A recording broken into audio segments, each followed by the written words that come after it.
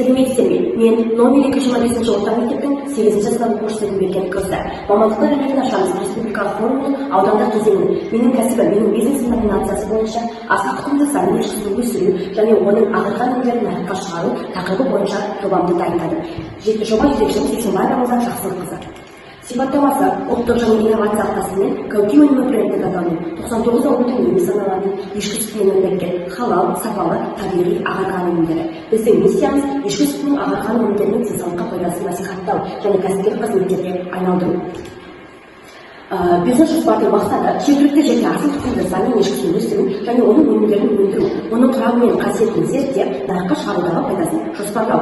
Міндеттері ешкі малын өсіру қырлары, ешкі мал сүтінің ағарған өнімдерінің денсаулыққа пайдасын жоспарлау, ешкі сүтінен ағарған өнімдерін алудың тәсілдері кәсіпкерлік қызметтерге бағыт алу. Өзектілігі А-витаминінің көзі, альфа-казеинінің жоқ, ешкі сүтінің ағарған өнімдері мен оның сары майы, асқазан ішек жолдары, қант диабеті, түрлі жұқпалы және аллергиялық тері ауруларының алдын алады. Ешкі сүтіндегі кобальт микроэлементі қатерлі ісік ауруларының алдын алады және болдырмайды. Жаңалығым, ешкі сүтінен түрлі пайдалы қатық, айран, ашыған айран көже, ақ және сары ірімшік және де сүт ішуге 10 жасқа жоқ адамдарға дәмділігін, сүйкімділігін арттыру үшін түрлі жеміс-жидектерді қосып, сироп, йогурт, смузи, коктейль секілді түрлі өнімдерді жасап, оның пайдасын қалың елге насихаттау.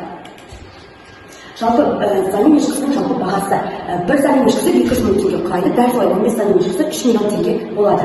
Үшінші, заним ешкісінің күтік бапты. Жалпы бұл заним ешкісінің өсім тауып түріп, және оның сипаттамасы бұл ешкінің жуас, сауға жақсы, ыңғайлы, денесі ірі, мойыны ұзын, белгісі майыспаған, тік, аяғы мығым, және жүнінде, желінінде қарадақтар болады. Есейе келе тәулігіне 2-5 литр аралығында сүт бере алады. Ерекшелігі жүні тықыр болғандықтан қыста -6, жазда +30 градусқа шыдамды. Жалпы ол тазалықты жақсы көреді және де жүн уақытылы беріп тұрғанды ұнатады. Оның лақтауы егер тұрған жері салқын болса, онда буаз ешкі іш тастауы мүмкін. Қора-жайы таза, күтімі жақсы болса, ешкілер егізден ішінен тіпті төртенуге туып жатады. Төртінші, заним ешкісінің бір күндік бөлігі азығы. Заним ешкісі 15 бір күндік жалпы азығының бағасы. Бір ешкіге 1 килограмм жем, 2 килограмм шөп, тұз үнемі және суы күніне 2 мезгіл. Дәл солай 15 ешкіге 15 килограмм жем, 30 килограмм шөп, тұзы үнемі суы күніне 2 мезгіл қажет. Және бағасын есептейтін болсақ, бидай жем 1 қабы 1500 теңге, шөбі 1 арба 3000 теңге. Жалпы суммасы 4500 теңгені құрайды. Бесінші, жоғарыда көрсетілген бағаларды ескере отырып, айына жылына кіретін кіріс.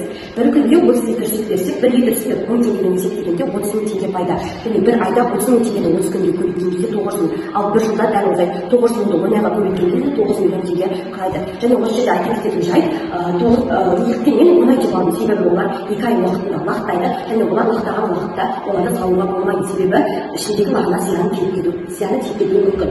Шығысы, бір күнде жем-шөпке 4500 теңге кетсе, бір айда 4500-ді 30-ға көбейткенде 135 мың теңге, ал бір жылда 135 мыңды 12 айға көбейткенде 1 миллион 620 мың теңгені құрайды.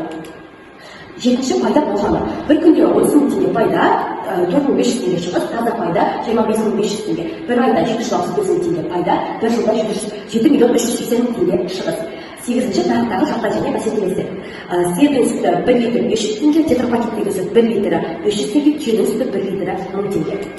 12-ші, бизнес жоспарға свод талдау. Күшті түсіп, жыл бойына сауылады, көп күтімді қажет етпейді, түбітті, өсімтал түлік, сүті 99 ауылға ем, экологиялық таза сүті сұранысқа ие, және ешкі, бруцеллез, туберкулез және сиыр малы ауыратын түрлі аурулармен ауырмайды, сүтінен заманауи инновациялы ағарған өнімдер алынады. Әлсіз тұсы ыстық пен суыққа төзімсіз, суықта буаз ешкі үш тастауы мүмкін, жүріске жарамсыз және жүрістен жерінен тез жарақаттайды, жем-шөпті қажет етеді, тұяғы тез өседі. Мүмкіндігі ешкі сүті қолжетімді болғандықтан тұтынушылардан сұраныс бар, халықтың денсаулығын жақсаруына қызмет жасау және асыл тұқымды ешкі өсіріп пайдаға кенеді. Қауіп-қатерлі айта кететін болсам, үшем-төртем уақыт болған жағдайда оларға жағдай жасау керек. Уақытпен вакцина алу, гигиеналық күтім жасау, уақытпен тұяғына күтім жасау. 12-ші, бизнес жоспардың болашағына болжам. Ауыл шаруашылық өнімін өндіріп, өндіріс пен ішкі өнімді дамыту арқылы кәсіпкерлікті дамыту және ешкі сүтімен емдейтін өзіміздің алдымызда шаруа сауықтыру орнын ашып, халықтың денсаулығының жақсаруына ықпал жасайды. Жалпы мына жерде осы кәсіпкерліктің құжаттары берілген, ешкі сүтінің өнімдері және осы өнімдер арқылы мен жетекші біраз жерге барып, осындай жаңағы жүлделерді иеленді. Бүгінгі таңда ауыл шаруашылығы мен медицина саласында биотехнологиялар сұраныс жоғары. Олар атқаратын қарқынды қазіргі таңдағы қарымды істер. Аграрлық кешендер үшін өнім алу, өсімдіктерді іріктеу, гендік инженерия және будандастыру саласындағы зерттеулер, тірі организмдердің жаңа қабілеттерін ашу, бұрын орнатылған биологиялық заттарды қайта өңдеу. Оның ішінде мысалы құртты біз бұрыннан білеміз, дегенмен оларды жаңа әдіспен түрлі біздің денсаулығымызға пайдалы жаңағы заттарды қосып безендіруімізге және жасауымызға болады.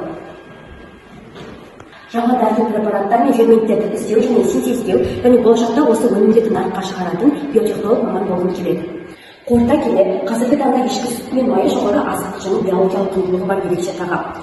Менің ұсынысым, елімізде асыл тұқымды ешкі шаруашылығы өркендеп, ыстық тағам құрамында Жапон еліндегі тамақ рационына қосылатын ешкі сүті біздің елімізде де мектептердегі оқушыларға балабақшадағы бүлдіршіндерге де берілсе. Және биылғы жыл жұмысшы мамандар жылына орай елімізде агроөнеркәсіптік оқу орындарында асыл тұқымды ешкі шаруашылығын дамытуға негізделген бағдарламалар енгізіліп, арнайы мамандар дайындалсын деймін. Назарларыңызға рахмет.